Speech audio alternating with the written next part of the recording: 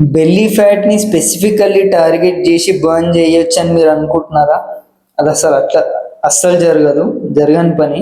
మీరొక 100 crunches జేషినా, 200 leg rises జేషినా అవి మీ యాబ్ మసిల్స్‌ని strengthen జేస్తాయి. But belly ఫ్యాట్‌ని స్పెసిఫికల్‌గా అక్కడి నుంచి బర్న్ అయితే జేయవు.